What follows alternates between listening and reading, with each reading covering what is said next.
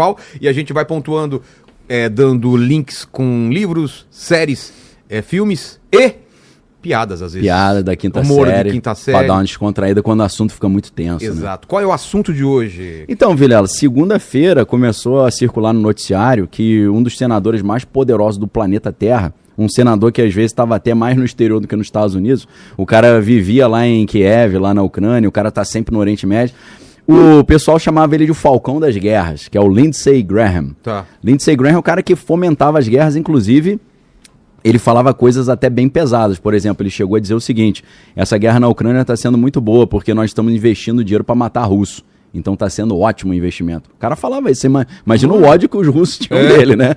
E aí o que acontece, Vilela? Esse cara, ele estava lá na Ucrânia, final de semana agora, visitou ali uma fábrica de drones que matava muitos russos, e de repente veio a notícia que ele tinha morrido.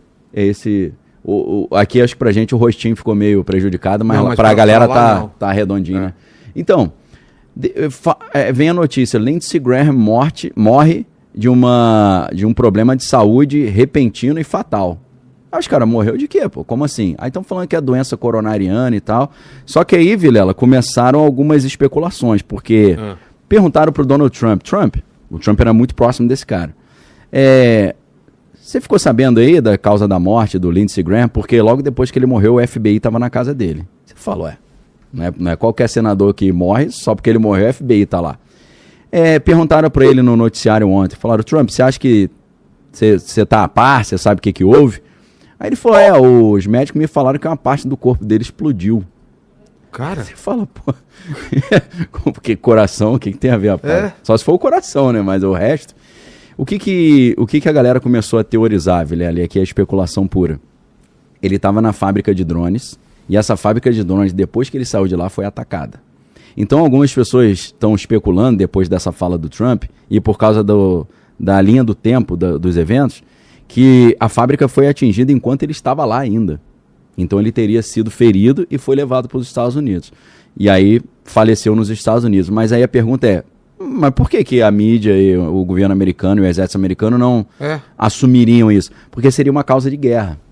Porque se os russos matam um senador americano, ainda que seja na Ucrânia, cara, os Estados Unidos vão ter que retaliar. Iam ter que retaliar de forma muito pesada. Então, essa é a parte mais ponto de interrogação, especulação. A grande questão agora é como é que ficam as guerras, já que esse senador, que é o Lindsey Graham, e o Mitch McConnell, que é o outro, que também tomou... É bem idoso já, 84 anos. Tomou um tombo em casa esses dias, foi internado, tá sumido do mapa. O jornalista pergunta: cadê o senador Mitch McConnell? Não, ele tá bem, tá trabalhando em casa, mas ninguém viu foto.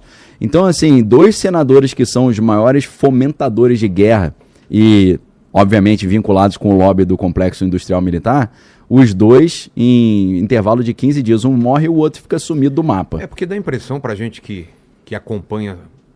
só grandes canais, ou ver o que o algoritmo te entrega, que as guerras pararam, que o mundo inteiro está em paz assistindo a Copa do Mundo, mas não, né? Pô, cara, a treta tá rolando, né? Tá rolando e piorou agora, né? Porque, segundo o Trump, o Irã rompeu o acordo ali de cessar fogo e atacou 3 navios.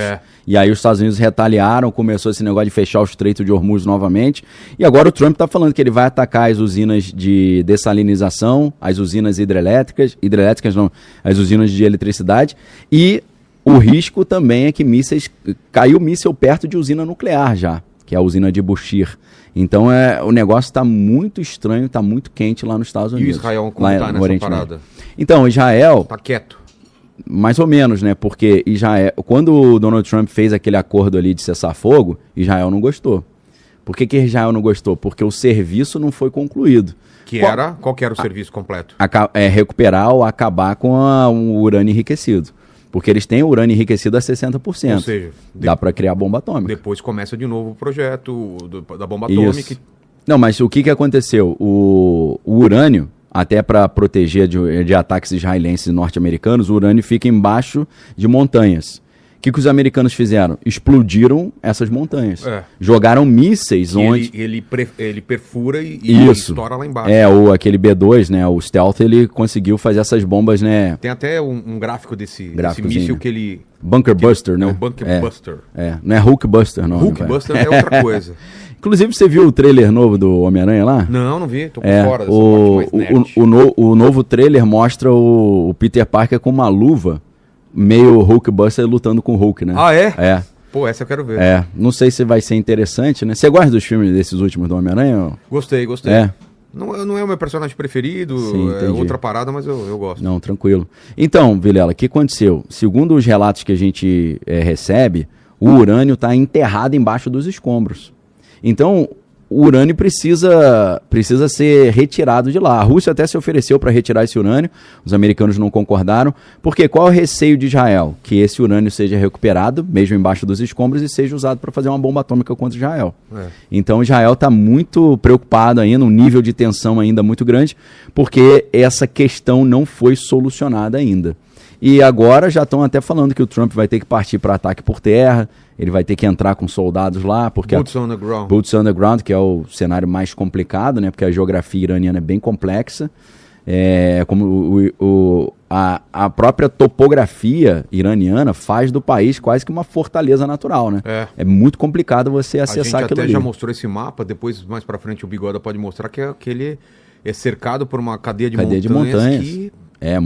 Vai ter muito sangue americano derramado, né? Cara, isso aí pode virar um novo Vietnã. É isso que eu ia falar, pode ser uma nova derrota tipo o Vietnã mesmo, né? Só que o Vietnã teve uma coisa interessante, Vilela, aqui pra nós aqui que, né, estamos na mídia, assim, trabalhamos com mídia.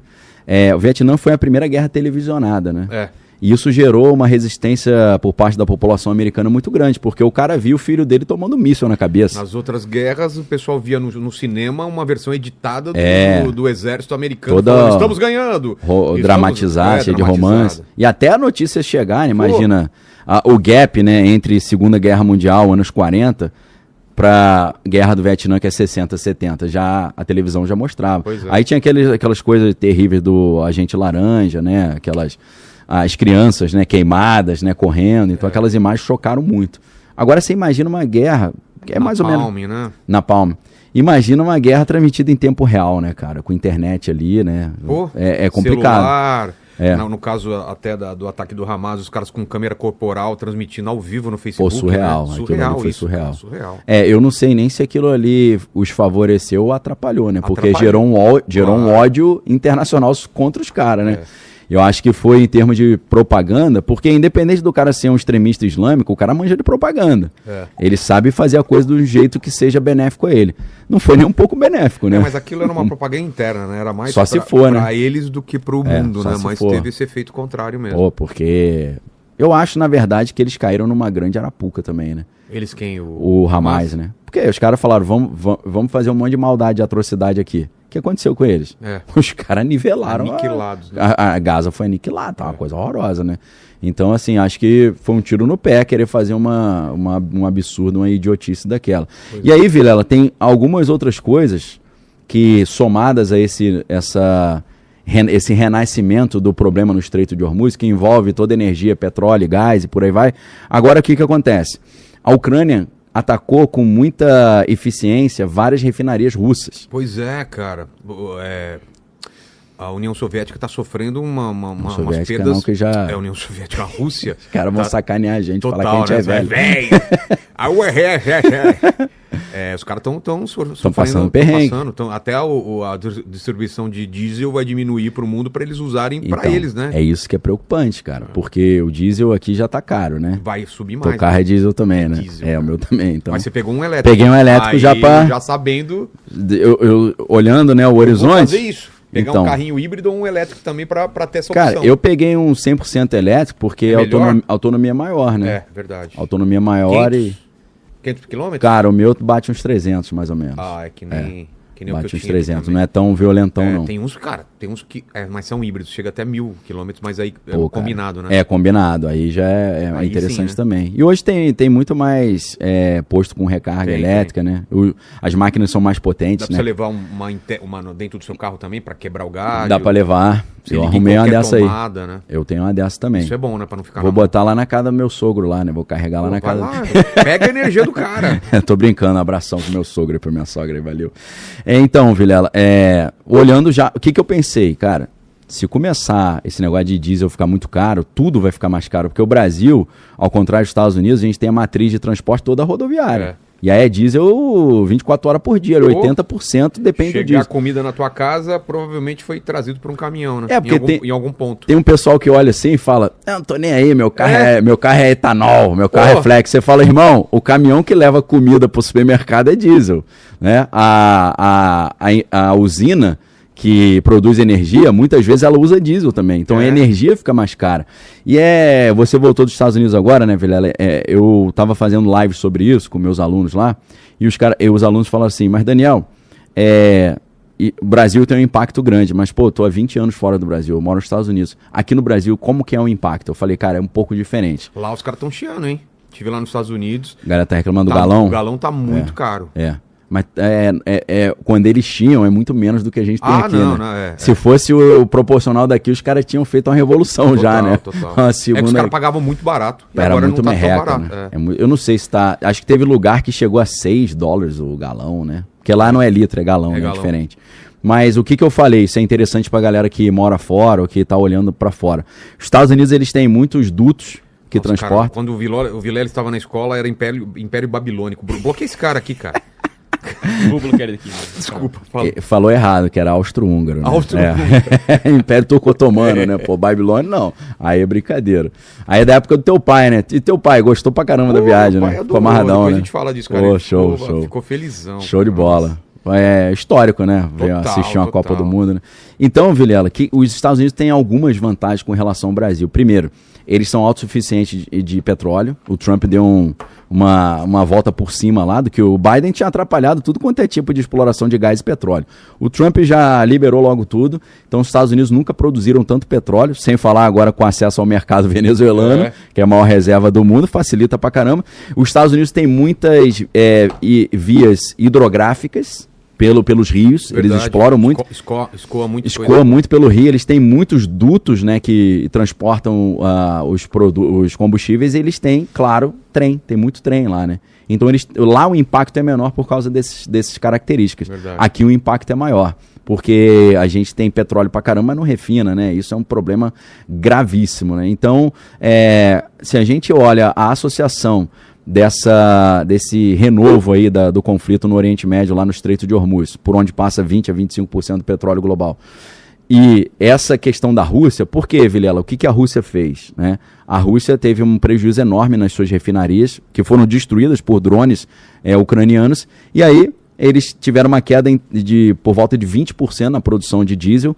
O Putin, na mesma hora, emitiu uma ordem proibindo a Rússia de mandar diesel para fora. E o problema é que 85% do nosso consumo de diesel vem de fora. E a maioria vem da Rússia. Agora tem que arranjar outro fornecedor. Eu acho que o Brasil está tentando comprar dos Estados Unidos e da Índia, só que é muito mais caro. O da Rússia Venezuela não rola. Venezuela, por enquanto, parece que não. Porque a Venezuela, acho que eles estavam com problema de produção também, né? Os Estados Unidos estão mandando as empresas americanas lá, as sucateado, né? E, na verdade, muitas refinarias do Texas, elas eram preparadas já para refinar o óleo venezuelano. Porque o óleo venezuelano é um óleo, é igual a lama. É grosso, é grosso pra caramba, né? Então é um refino específico. E o refino venezuelano estava muito sucateado, né? Então parece que as empresas americanas entrando agora, elas vão dar um restart nessa produção, né? Mas eu não sei como é que está isso. Da Venezuela parece que não é uma opção. Eles estão tentando compensar isso comprando dos Estados Unidos e da Índia, só que muito mais caro. E uma outra questão, Vilela, que preocupa muito, é esse negócio do Super El Niño aí que falaram que está chegando. Está previsto para quando? Para agora, já para o segundo semestre para agora já, né? Já estamos começando. Eu vi o sinal de alerta para o sul, né? Para o sul. Novas então, enchentes. É muita chuva no sul e seca no centro-oeste. Então, atrapalha muito a nossa produção agrícola. O que acontece, Vilela? Se você produz menos comida, ela fica mais cara também. Claro. Né? Então, a gente está numa tendência de inflação aí preocupante. E é por isso que começam a surgir opções assim, cara, tô com um terreno parado. Tem que dar um jeito desse terreno gerar uma grana. Pô, carro elétrico. Se começar negócio de combustível muito caro, aí o carro elétrico vai começar a ficar caro se todo mundo começar a comprar. Fica cara também. Fica cara também. Aí o cara, o que ele faz? Mete uma fotovoltaica em casa e carrega na fotovoltaica, né? Então, assim, é um momento... A Samantha tá falando aqui em Los Angeles, 8,16 por galão. Tá bravo, hein? É caro isso, né? Muito. O normal era 3, assim, Nossa! Né? 8 tá... Eu tinha visto 7, a galera tava... 16 em Los Angeles, que é mais caro lá. Então, Los Angeles, eu não sei, no Texas, né, como é que tá, na Flórida. Talvez lá... O normal, talvez, hoje esteja 4, 5, né, por alto, assim, né? Eu fui pros Estados Unidos, mas tem um tempinho, já foi antes dessa encrenca. Tinha lugar que você botava 3,50 galão, 4. Sempre foi muito barato, né? E a galera já tava reclamando, falando que tava caro, né? Então esse negócio, a galera voltou a falar numa tempestade perfeita, né? Por que tempestade perfeita? Encrenca no Strait de Hormuz, Rússia, tempestade perfeita pra gente aqui no Brasil, né? Confusão no Strait de Hormuz, confusão na Rússia lá que não tá exportando mais petróleo e Super El Niño também atrapalhando a nossa produção aqui. Então, isso pode trazer um cenário aí de inflação, de aumento de preço aí para o segundo semestre. Mas é claro, né, Vilela, existem várias maneiras de você se proteger e contornar isso, né? Por exemplo, muita gente quando vai falar de investimento, eu não sou assessor de investimento, apesar de ser sócio, né, da Move Investimentos, da empresa, a gente acaba estudando os setores que são mais resilientes. Então, por exemplo, que tipo de coisa resiste a um cenário de preço caro? Quando o preço está caro, você tem uma ideia, porque ele está vivo ainda, eu tenho um amigo chamado Márcio, que ele trabalha na área de decoração, ele tem uma empresa de decoração. Ele falou, Daniel, quando começa a ter crise, o cara não vai trocar as cortinas de casa nem os tapetes, ele vai dar uma segurada.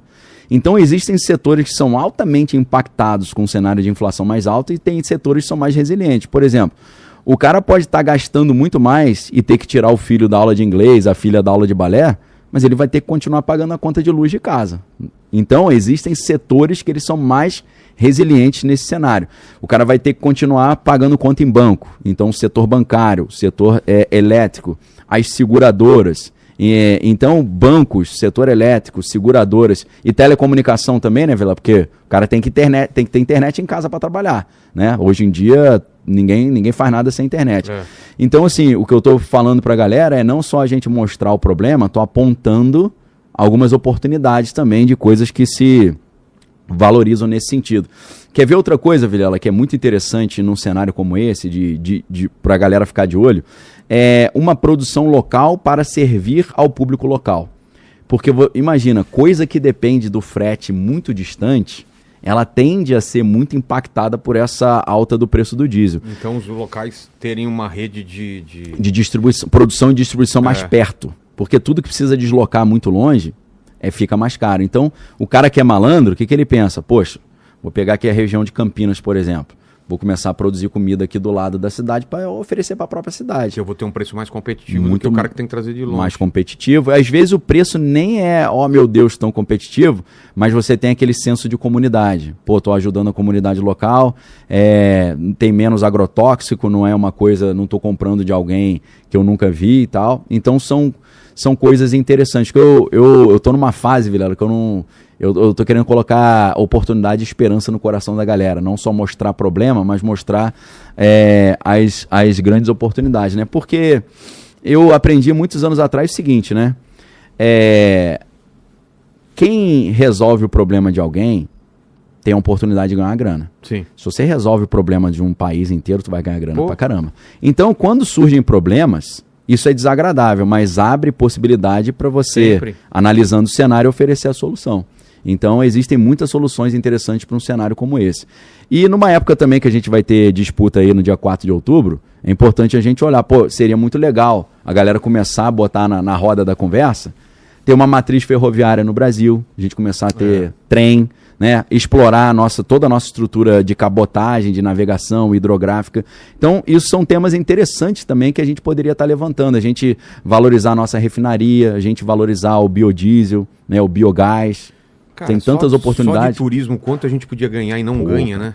É muito mais Você explorado o turismo da gente. A gente estava falando da Espanha, né? Meu pai é espanhol.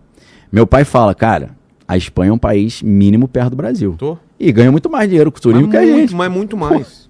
É surreal isso, né? É surreal. Tem alguma cidade, eu não sei se é Paris, se é Madrid, ou se é Barcelona, alguma cidade europeia que a cidade fatura mais do que o Brasil inteiro de turismo. Cara, é surreal isso, né? Então, são setores a serem explorados ainda. Tava agora em Orlando, foi o cara lá da Universal, um cara que fala pela Universal, falou que o nível de... o número de turistas que rodam em Orlando, cara... Só esclarecendo, não é a Igreja Universal não, né? Não. É o parque da Universal. É absurdo, assim. Comparado ao Brasil, é ridículo, cara. Surreal, né? Parece que o que gira lá em um mês é não sei quantos meses aqui. É absurdo. Não, e você vê, só cara... Só numa cidade. Eu pesquisei aqui, ó. Opa. A Paris, na França, e Londres, no Reino Unido, movimentam mais que o PIB do Brasil inteiro. Olha só. O PIB. O PIB que, lembrando pra galera, Produto Interno Bruto é a soma de todos os bens e serviços produzidos no país no ano inteiro. Cara, isso é surreal, né?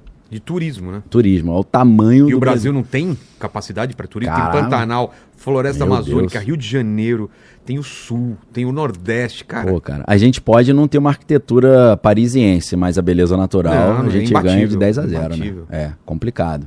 Então, assim, eu creio que o Brasil, Vilela, assim, eu posso estar errado no número bruto, mas dependendo da maneira como você calcula, o Brasil é o país mais rico do mundo, cara. Em termos de riqueza natural, né? De posição, tamanho, proporção. Água, bacia hidrográfica. Água, tudo. Terras raras.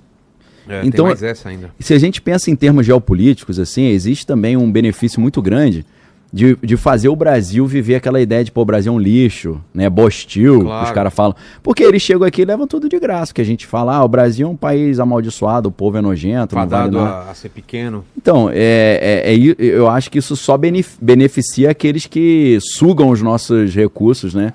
E tudo que a gente tem. Então, eu tô empenhado também nessa ideia de dar uma despertada no povo brasileiro, né?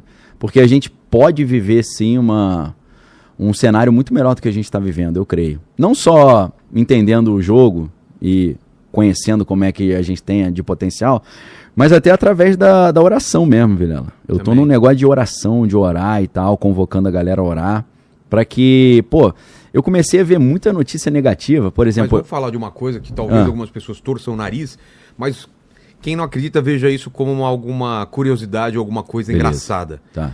Mas explica pro pessoal como funciona o lance de domínios de demônios territoriais, porque existe, na Bíblia fala, né, que a luta não é contra carne nem sangue, mas contra principado e potestade. O que é principado e potestade? Sim. E como funciona esse domínio por regiões, né? Sim, isso é muito interessante.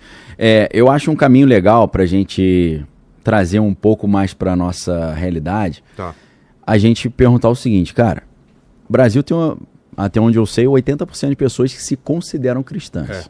Essas pessoas, imagino, dão um certo valor para a Bíblia. Então, você pode até olhar esse assunto como uma coisa tosca e você falar, isso aí é delírio. Mas se você é cristão e você crê na Bíblia, a Bíblia fala sobre isso. Vou dar um exemplo com o qual eu me identifico muito, que está no livro de Daniel, né? No livro de Daniel, a gente tem esse personagem, que é um cara que era o profeta Daniel, ele era de uma família rica, e o seu país foi invadido pela Babilônia, pelo rei Nabucodonosor, e assim como os americanos fizeram quando venceram a Segunda Guerra Mundial, eles pegaram a elite científica e cultural e intelectual da Alemanha e levaram para os Estados Unidos, e os russos levaram a parte para a Rússia. Então houve uma espécie de operação paperclip também lá em Israel, na época que Nabucodonosor domina Jerusalém. Então ele leva essa elite, ele leva um cara chamado Daniel. E esse Daniel... Ele tá ali, ele era um homem de oração, e ele estava fazendo uma oração pedindo respostas para Deus. E ele ficou 21 dias sem receber a resposta. Depois de 21 dias, o anjo Gabriel aparece para ele e fala, você me perdoa que eu peguei um trânsito aí, tava meio engarrafado. E aí ele entra nesse assunto de batalha espiritual territorial. Mas fala o que ele falou de verdade, isso é uma zoeira. Não, o que ele falou? Eu vou falar. Ele disse o seguinte, o príncipe da Pérsia me deteve no caminho. Pois é. Ou seja, a Babilônia é considerada antigamente, é o que hoje é o Iraque. Então é a Mesopotâmia. Era o que naquela época era chamado de Mesopotâmia. Então, quando o anjo estava vindo, ele ficou retido, o anjo Gabriel, ele ficou retido pelo cara que o anjo que domina, o anjo caído, talvez o demônio, né, o principado, que dominava a região da Pérsia, do Irã. Então ele ficou preso lá e os caras não deixavam ele sair. Houve uma batalha espiritual que o espírito que dominava o território da Pérsia impediu o Gabriel de entregar a resposta. E aí ele fala, só que aí Deus mandou depois o arcanjo Miguel e ele abriu o caminho. Mandou tipo um batalhão de operação especial. E como esses demônios conseguem esse direito por essa terra? Porque não necessariamente eles respeitam a demarcação humana, né? Não é o território, não é onde o Brasil termina, um demônio... Eles às vezes acabam respeitando, sabe por quê? A Bíblia diz o seguinte, que os céus pertencem a Deus, mas a terra ele deu aos homens. Tá. Então, o homem tem uma autoridade sobre a terra que é entregue por Deus ali, ó. Ah lá, o anjo protetor do reino da Pérsia lutou contra mim durante 21 dias. Mas Miguel, um dos anjos-chefes, veio me ajudar, pois eu estava lutando sozinho contra os reis da Pérsia. Pô, isso dá um filme maneiro, né? Imagina. Mas nível Senhor dos Anéis, assim, né? Você vê, o Gabriel tava lutando sozinho contra uma galera. Pois né? é. Tipo, era 100 contra 1, né? Então, olha que interessante isso, Vilela. O céu pertence a Deus, mas a terra pertence ao homem. Então o homem... A gente tem autoridade sobre essa terra. Entregue por Deus. Mas, por exemplo, não sei se vai atrapalhar a sua linha de Não, raciocínio, não. mas depois Fica à você vontade. até puxa para os 40 dias de Jesus no deserto, onde Lúcifer fala, eu sou dono de tudo isso, se você quiser, eu te dou o que você quiser. Então, vamos supor, Vilela, seu pai deixou uma herança para você. Certo. Você entrega para quem você quiser, não é? E o homem... O homem recebeu de Deus uma herança, entregou para Lúcifer. Exato. Então Lúcifer, ou os principados e potestades, vamos supor que o presidente... Tem uma hierarquia no inferno que nem tem aqui no mundo e como tem no céu. Então, o chefão é exato. o Lúcifer e tem os anjos, os demônios que mandam em territórios, que são Exato. poderosos. Exatamente isso. Então, vamos supor aqui, um cara que é prefeito, não vou citar nomes para não comprometer aqui, mas o cara que é prefeito de uma cidade, ele recebeu uma chancela do povo daquela cidade para governar sobre o povo. Então ele tem uma legitimidade nesse governo. E se ele serve a esses seres espirituais? Os seres espirituais garantem acesso a esse território que ele está governando. Pois é, faz sentido. Entendeu? Então, assim, existem algumas entidades que são príncipes, por exemplo, da cidade de São Paulo. Por isso que é preocupante quando um líder religioso está corrompido, porque ele Exato. acaba vazando para toda a igreja, né? Exato. É perigoso isso. É muito perigoso. Então, assim, existe a cidade de São Paulo é a cidade mais poderosa financeiramente do Brasil. Existem alguns espíritos que trabalham aqui, que são príncipes aqui. Apesar de que eles também governam outras regiões. Entendi. Entendeu? Então isso é extremamente interessante e antigamente, né, hoje não é mais comum isso, antigamente a galera que era de intercessão, cura interior, batalha espiritual, a galera fazia uma espécie de reconhecimento de campo para buscar de Deus qual era o tipo de ser que dominava aquela região. E exatamente isso. Tem uma coisa muito interessante que é o seguinte... Tem livros sobre isso, bem interessante. Tem muitos livros sobre isso, né? William Schnobelen vai falar sobre isso no Lúcifer Destronado, né? E entre outros livros. Vamos supor aqui que dependendo da linha do ocultismo, o cara está se iniciando. Tá. E ele sempre tem um espírito guia, ou um mestre ascensionado, algum espírito que vai ser o guia dele, que geralmente até fala coisa no ouvido dele, sopra para ele as coisas. E aí o que acontece? Esse cara, primeiro, ele faz uma aliança com espíritos que são de bairros, aí ele vai crescendo, ele faz aliança com espíritos que são de cidades, e daqui a pouco, Vilela, o cara tá com uma aliança tão grande, ele já fez um processo de iniciação tão profunda, que o cara consegue mandar uma ordem daqui para ser cumprida lá no Japão. Entendeu? Por quê? Porque ele serve um espírito que é príncipe de continente, E aí o chefe do continente daqui manda pro continente asiático. E fala pra ele, ó, surgiu uma demanda lá pra arrebentar com alguém aqui no Japão. Ah, tá vindo de onde? Tá vindo lá do Brasil. Mas quem que mandou? Ah, mandou o cara que serve o ser tal. Ah, então manda os capangas aí cumprir. Entendeu? Então é uma comunicação entre príncipes que manda os capangas cumprir a ordem. Então tem gente que, dependendo do caso, o cara aqui, ele dá uma ordem lá no Japão. E isso no lado do bem também, pô. Também? Também, porque eu posso orar por alguém no Japão e sim, Deus é dono de tudo, o anjo que está naquela região lá e vai lá e abençoa acima da velocidade da luz. É, exato. E aí foi interessante o que você falou, né? Mateus 4, que é a tentação no deserto, é muito interessante porque a galera acha que foi um acidente Jesus ter ido para o deserto, né? Foi contra a sua vontade. Mas Mateus capítulo 4, ele começa assim, o Espírito conduziu Jesus ao deserto para ser tentado. É mesmo? Foi Deus que mandou ele lá. É meio que o que acontece também nos filmes quando um herói precisa ser provado, né? Total. Jornada do herói. Jornada do herói, sempre ele vai ter provações. Isso. Joseph Campbell. Claro que isso vem também da história básica, que é a história de Jesus. Total. Você vai buscar lá atrás. Com certeza. Os grandes mitos, a história de Jesus, as histórias antigas, sempre vai ter o personagem. No caso de Jesus, não, né? Porque normalmente na jornada do herói, o herói ele não aceita o herói relutante. O herói relutante. Ele não quer. Não é pra mim, eu sou muito pequeno. Tipo o Bilbo Bolseiro. Eu sou fraco, eu sou não sei o quê, eu não sou preparado. Ele dá uma. E depois ele Moisés fez isso, né? Moisés já não posso, não consigo. Velho, pô. Com exceção de Jesus, né? Não, mas Jesus, ele chegou um momento que ele falou, pai, passa de mim esse cálice. Mas foi lá na frente, né?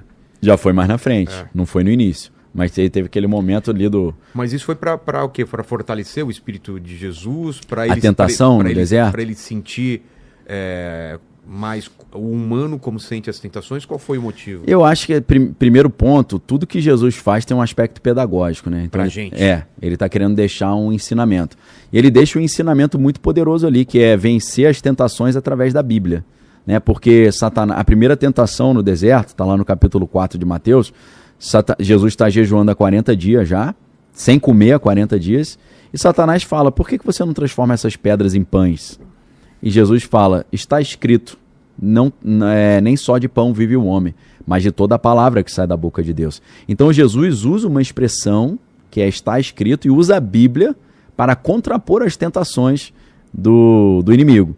E aí o inimigo, muito malandramente, vendo que Jesus está usando a Bíblia para se defender, ele também usa a Bíblia. É claro que fazendo uma jurisprudência, uma exegese, uma hermenêutica deturpada. Ele fala assim, a Bíblia diz que Satanás leva Jesus ao pináculo do templo, que era o ponto mais alto que tinha ali em Jerusalém, que tinha cerca de 50 metros de altura, e ele fala para Jesus, pula daqui então, porque você gosta de citar a Bíblia, na Bíblia também está escrito que aos teus anjos dará a ordem para que você não tropece em nenhuma pedra. E ele devolve com outra citação. Aí Jesus fala, mas também está escrito, não tentarás o Senhor teu Deus. Então ficou uma briga de Bíblia. Você vê que o demônio conhece bem a Bíblia. Conhece pra caramba, porque ele é um dos personagens principais ali da história, né? E aí a terceira tentativa, que eu falo que é a tentativa de tentar... É a tentativa do olheiro que quer comprar o passe do jovem talento, né? Que Satanás fala, pô, o garoto é bom, né? Vou ver se eu vou puxar pro meu time então, né? Se você não pode vencê-lo, junte-se a ele. Pois é. E aí ele leva Jesus a um monte mais alto, mostra todos os reinos da terra e fala, eu posso te dar isso tudo então se você prostrado me adorar. E pode, né? Pode. Tem pactos, né? Pode porque os seres humanos entregaram para Lúcifer. E várias pessoas têm história de pactos. Fazem pra isso. Fama, para dinheiro. Exato. Aí entra o filme, que é o filme Goat, ou Him. Você não chegou a ver esse filme, cara, não? Eu tenho que ter uma lista, porque quando eu tô procurando um filme, eu esqueço dessas coisas. Cara. Anota aí depois. Eu tenho a lista Vilela aqui no meu celular. Aqui, ó. Lista, Goat. É Goat ou Him, né? Depende. Nos Estados Unidos é Him, aqui é Goat, eu Him acho. como? É H-I-M, que é ele. Tá. Ele. Cara, interessante pra caramba esse filme, hein? Que é um cara jogador de futebol americano, que é convidado para fazer um pacto ali para se tornar o GOAT, né, que é o Greatest of All Time, né, o melhor de todos. Então existe isso sim, né? Olha lá, Vilela. Ah, tá. É o Marlon Wayans, é esse, né? É Marlon? Os caras comediantes, né? Mas o filme não é de comédia não, é sério. Pois é. Interessante pra caramba o filme, cara. Achei bem feitinho. Depois assiste lá, me diz o que você achou. Tá bom. Então, é muito interessante você ver como é que na Bíblia o Lúcifer ele era um grande caça-talento também, né? Ele está sempre olhando os talentos, chamando para trabalhar com claro. ele, né? Então isso é interessante. Influenciadores do mal, né? Total, cara. E é bom pra gente... Tem muitos talentos espalhados, né? Então pra gente tomar cuidado aí com essas tentações aí da vida. Mas é legal pra caramba essa ideia, né? Das batalhas espirituais, dos espíritos territoriais, porque quando você entende um pouco essa dinâmica, você fica mais qualificado para isso, né? Porque o Oséias 4:6 fala, meu povo é destruído porque lhe falta o conhecimento. Inclusive, Vilela, tem até um diagrama meio mágico da época do Império Romano, que é o quadrado Sator. Vê se você acha, Bigode, pra gente. O quadrado Sator é um palíndromo. É aquele negócio que a palavra é a mesma coisa para trás para frente, né? Tipo Ana. Exato. Então tem Sator e rotas, lendo pro outro lado. Aí você tem ópera e arepo. Que é o do filme, né? Do Tenet. Exatamente. E o Tenet. No meio é Tenet. Ah lá. É isso aí. Sator, arepo, Tenet, ópera e rotas. Então, aí você vai de baixo para cima, né? Da direita para esquerda, mesma coisa, né? E você tem o Tenet ali, que é como se fosse uma cruz no meio. Então, se você for traduzir do latim essa frase, é como assim, o trabalhador, ele segue operando com a sua carruagem, ou colhendo os frutos do seu trabalho. Isso aqui, Vilela, em alguns círculos esotéricos, é o rodízio das entidades no planeta Terra na mudança das estações. São os principados que fazem o rodízio nos continentes. Porque, vou dar um exemplo, o O é um espírito chamado Oyama. O Oyama, em cada época, ele está num continente, na mudança das estações. Eles vão fazendo um rodízio. E por isso que dentro do druidismo, da Wicca, do esoterismo, eles têm as festas das mudanças de estação.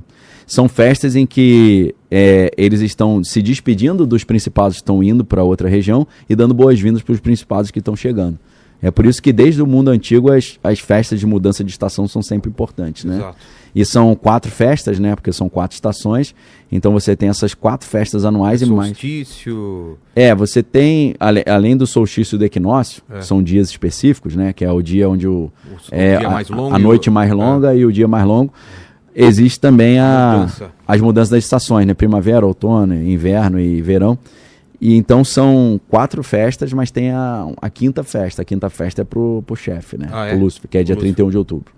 Que é o dia das bruxas e tal, mas também dia da Reforma Protestante, né? Então, assim, eu acho até, Vilela, que esse tema é relevante, porque eu acho que muitos problemas que a gente enfrenta hoje, até como nação, é porque as igrejas pararam de pensar e estudar a batalha espiritual. Né? A gente meio que relaxou nisso. Muitas vezes a igreja virou um local de networking, virou um local só para você buscar prosperidade material coaching. E tal. Coach e tal. Então, é uma coisa que eu tenho incentivado que seja voltada a ser conversada, porque a Bíblia do início ao fim fala de batalha espiritual, né?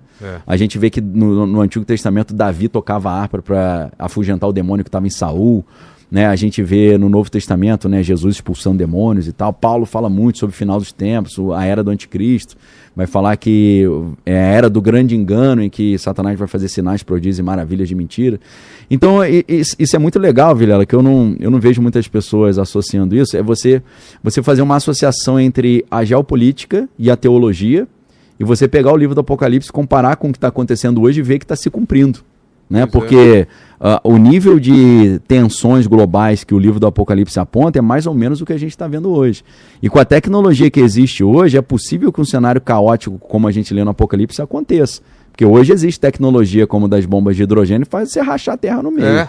Não? Fora as armas biológicas, agora com inteligência artificial, então, que acaba ajudando, né? Então, nunca foi tão viável acontecer um apocalipse. E isso, para nós, é importante lembrar. Tem tanta forma de acontecer esse apocalipse. Pô, muito. Então, assim... A Bíblia fala que vai ser por fogo ou não tem essa parte? Então... Teve água e agora seria fogo? Existe algo nesse sentido, né? Tanto que algumas interpretações chamam o apocalipse do dilúvio do açoite. Que a terra foi destruída por água, mas Deus fez uma promessa, ele falou, nunca mais vou destruir a terra com água, e o sinal é o arco-íris. e esse é o sinal da aliança de Deus. Então, aí você fala, pô, mas pela Bíblia Deus vai destruir o mundo de novo. Mas agora é com fogo, né? Então, mas o Apocalipse não é só fogo, né? Os 4 cavaleiros a gente vai ver ali, fome, guerra, destruição, desespero e tal. E tem as 7 taças, 7 trombetas, né? E 7 selos. Mas o que a galera precisa entender é o seguinte: se você é cristão, se você não é cristão, ok, para você isso tudo pode ser mito. Mas se você é cristão, o Apocalipse não deve te gerar medo. Porque o Apocalipse não é a destruição do mundo. Em nenhum momento. Ontem eu encontrei a galera na rua, os caras, e aí, Daniel, o mundo vai acabar quando? Eu falo, não sei, cara, mas falta muito ainda, pode curtir à vontade. Porque Apocalipse não é o fim do mundo. Apocalipse é tipo uma terceira guerra mundial. Pois é. E alguns cataclismas geofísicos, só isso. O mundo continua existindo depois do Apocalipse, poxa. Então, a galera fala assim, pô, Daniel, você não diz que o mundo tá acabando, né? Pra que eu vou guardar dinheiro? Eu falo, cara, quando que eu falei que o mundo tá acabando? Em nenhum momento eu falei isso. Eu falei que o mundo está mudando. Ele está mudando drasticamente. Inclusive, Vilela, nessa semana saiu uma notícia assim que atraiu minha atenção. 12 vencedores do Prêmio Nobel fazendo um alerta contra o desenvolvimento da inteligência artificial. Eles entraram nessa briga agora? Entraram nessa briga, fizeram um novo abaixo-assinado. Cara, eu acho que a gente está tão para trás do que realmente tá em desenvolvimento de inteligência artificial, porque o que chega pra gente como aplicativo, com certeza é o mais ralo do... Pô, com certeza. O raio... É a xepa, né? É a xepa. O que os caras devem estar conseguindo deve ser a coisa absurda, né? Não, com certeza. Eu creio que sempre foi assim. É só a gente ver um detalhe, né? GPS é de quando? 1969. Nossa. A gente começou a usar em 2015, direito, assim, com o Waze e tal. Internet é de 69 também. Eu comecei a usar a internet em 94, 93, 92. 2 não, né? Acho que 4, 5. Olha lá. Como é que tá ali? Ganhadores? De Nobel e os 200 especialistas pedem ação sobre IA. Obrigado, tá, Bigode? Porque é legal, cara, que às vezes eu acho desnecessário, por exemplo, no meu canal, tem que ficar toda hora mostrando notícias. Mas bom que às vezes o cara acha que a gente tá viajando. E aí ele pode mostrar para outra pessoa também, ó.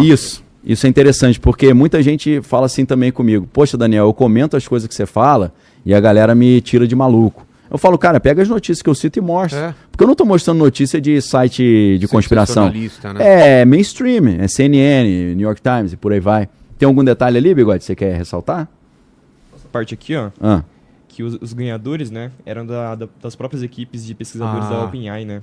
Da Anthropic e Google. Então quem desenvolve tá criticando a própria IA, né? Porque tava lá dentro, né? Sabe do que não está sendo contado. Exatamente. Então os caras são... Como os caras alertaram naquele... eu não lembro o nome do documentário, você pode ver da Netflix, que os caras falavam sobre rede social, né? Eu lembro também, mas esqueci o nome. Muito bom esse. Muito bom, né? Muito bom. Inclusive, deixa eu só fazer um adendo aqui. Eu falei pro cara ontem, né? Cara, pode curtir a vida aí. Mas assim, não tô falando pro cara pecar, né? Claro que não. O cara vai curtir a vida na gandaia e vai morrer, vai pro inferno. Até porque... curte a sua família, né? O seu trabalho, né? Seu lazer, mas com santidade, decência e ordem, como a Bíblia ensina. O nome é O Dilema das Redes. Isso, Dilema das Redes, legal pra caramba. Mais uma dica aí. Não sei se ficou defasado, acho que ainda não. Acho que ele ainda é atual, né? Que eram os caras que saíram de Google, Meta e tudo mais, porque viram que aquilo lá, cara, estava sendo feito para viciar para você ficar lá dentro e para pegar seus dados, né? Sim. Fora o aspecto de espionagem. A frase mais forte desse documentário é: se você não está pagando pelo produto, o produto é você. Você é o produto, né? Exato. É claro que é isso. Um dos primeiros caras que denunciaram isso,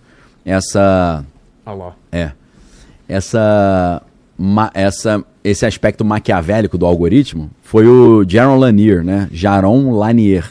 Esse cara, ele escreveu um livro, alguns livros, né? Um dos livros, se eu não estou enganado, é Delete Suas Redes Sociais. Eu não sei se lembra desse livro? Lembro. Então, o outro é You Are Not a Gadget, você não é uma bugiganga. E não é estranho que os chefões das Big Techs não deixem seus filhos e o pessoal acessar, ou coloque restrições pesadas para os seus filhos? Muito. Ou a China que restringe também o acesso e o tipo de conteúdo que a população vai... Eu acho que isso deveria ser um sintoma muito interessante pra gente analisar, né? No mínimo, não tô falando que o governo tem que fazer isso, mas cada família controlar, né? Por isso que, na medida do possível, a gente sempre faz um esforço lá em casa para tentar tirar as crianças da tela um pouco, né? Ir pro pegar sol. Mas era diferente, né? Quando a gente era criança, a mãe, vem pra casa, sai da rua. Hoje em dia, a mãe, sai de casa. Sai de casa. Vai pra rua. Você fica o dia inteiro nesse negócio sai aí. Sai daqui, vai no quintal. Eu lembro, eu ficava muito, eu gostava muito de ver televisão quando era criança, né? Eu também. Aí meu pai falava, você é telemaníaco. Minha mãe falava que ia estragar a visão, as vistas. Vai estragar as vistas. Não, eu tenho um amigo, André Ricardo, que era um amigo lá de colégio, né? Até mando um abraço pra ele.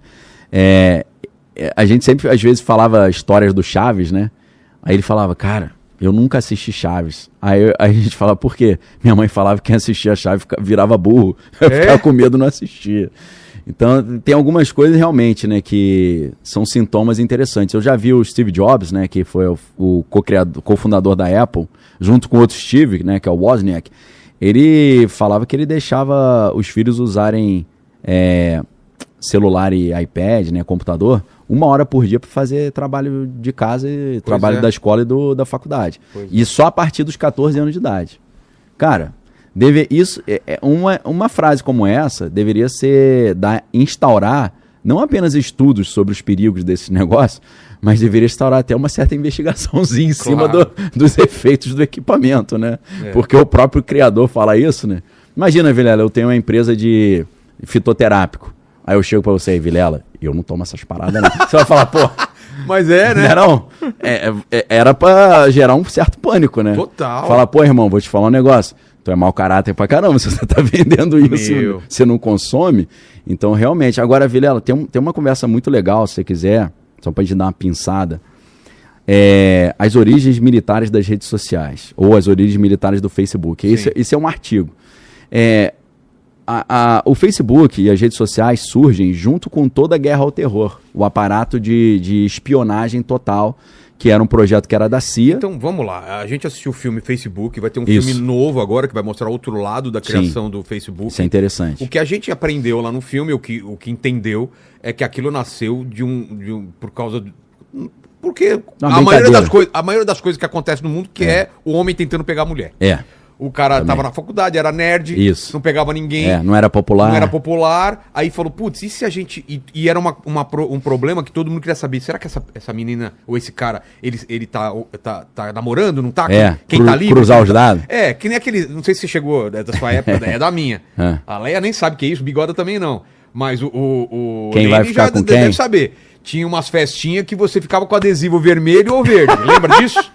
Sim. Lembra da dança com a vassoura? A dança com a vassoura, você sabe, não vem não, Daniel? Sei. Dança da vassoura. Balança criança. Vamos por parte. Festa americana. Tinha festa americana aqui? Como que era a festa americana? Festa americana no Rio é tipo, menino leva salgado, né? Sim. E a galera chama de festa americana. Porque os americanos têm essas paradas levadas. Era isso. Mas festa dança da vassoura era assim. Você tava dançando com a mina, aquela música lenta. Sentia alguém bater no som e falar, já era. Aí o cara dava vassoura, ele ia dançar com a mina, você ia ter que procurar outra lá, né? Uma mancada, né? O lance da balada com um adesivo vermelho e verde era assim: verde tô livre, tá livre. Vermelho tenho namorado. Tô ocupado. Né? E, estranhamente, alguns adesivos verdes caíam no meio da festa. Vermelhos caíam no meio da festa, né? Mudava de...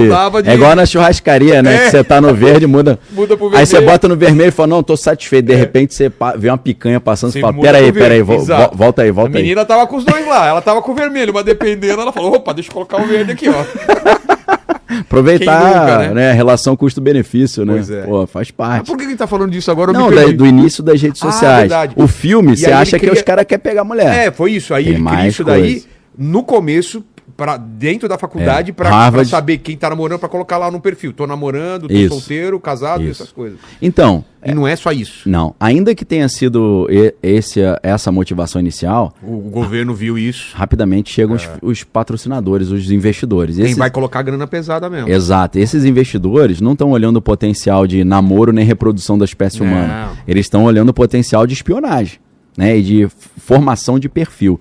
Então, antes de ter o Facebook, que originalmente era The Facebook, né, tinha um THE, tinha um artigo antes. Que o criador do... O Napster falou, pô, tira deixa só Facebook. Então, o que acontece? Quem foi um dos investidores iniciais do Facebook? Peter Thiel.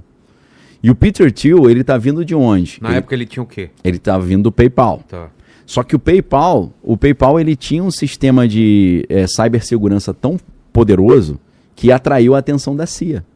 E a CIA procura o Elon Musk e o Peter Thiel para poder pegar esse sistema e aplicar no setor de guerra ao terror, de espionagem e proteção dos Estados Unidos. No meio disso tudo, e eu creio que não foi por acaso que o Facebook nasce no dia 4 de fevereiro de 2023, aí a duplinha. Olha só. Não é por acaso que esses caras mandam no mundo hoje. Tem alguma coisa. Do Elon Musk, como ele é. Sentiu? Ele era careca, agora tá mais cabelo e tá, não sei o que, tá. Meteu um tratamentozinho, um sambari. Ele era mais cabeludo pros lados, né? Pro lado, Total. E era mais gordinho também, né? Ou não? Não, ele é gordinho agora, mas o rosto não era assim, né? Ele tem um rosto meio largo, né? Mas ele tá magrinho. O Peter Thiel também mudou? Vê a foto dele. Tá horroroso. Ele tá igual um maracujá de gaveta. É mesmo? Ele chupou tudo, não sei o que deu, tá não. Louco. Ele gasta bilhões com esse negócio de extensão da vida e mais que deu alguma zebra. Inclusive, não lembra aquele cara que injetava sangue do próprio filho pra... Sim. Você viu o que aconteceu com ele? Não. Ele tá com uma doença incurável no estômago. Por causa disso? Ele não falou que tá. Mas o estômago dele tá se autodestruindo. O cara gastou tanta grana pra... Olha lá, ó. Ele tá até bem, mas ele tá com a cara muito chupada. Tá estranho, né? Tá estranho, cheio de veia no rosto.